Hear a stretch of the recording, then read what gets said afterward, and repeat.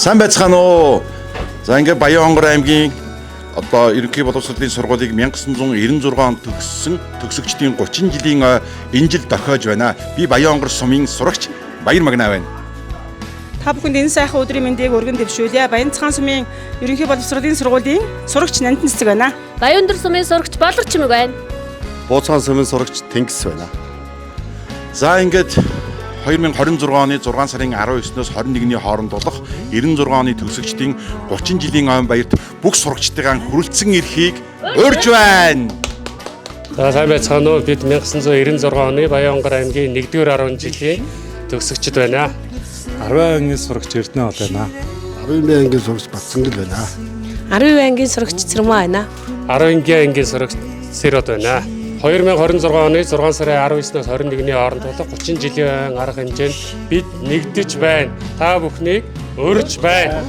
Баян-Хонгор аймгийн 3-р 10 жилийн 1986-аас 96 оны хооронд суралцж байсан нийт суралцагчдаа гал морин жилийн мэндийг дэвшүүлье.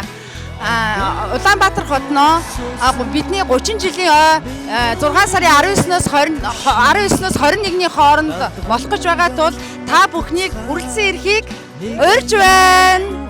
За сайн байцгаана уу. Бид нар Баян-Хонгор аймгийн 2-р 10 жилийг 1986-аас 96 онд төгссөн төгсөгчдийн төлөөлөл найзууд маань энд хүрэлцэн ирсэн байна.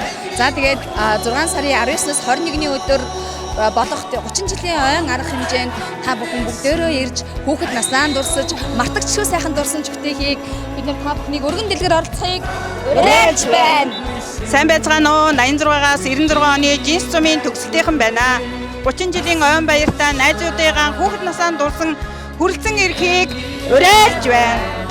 Сайн байцгаана уу. 1996 онд төгссөн өсвөрийн зохион бүтээгч авьяасны сургуулийн дизайн анги математикийн та бүхэн маань 30 жилийн хойд хүрэлцэн ирээрээ 30 жилийн ойн арга хэмжээ байна. Маш олон сюрприз, маш олон гой арга хэмжээнүүд байгаа учраас нийт найзууд, нийт төгсөгчид та бүхнийгаа хүрэлцэн ирэхийг урьж байна.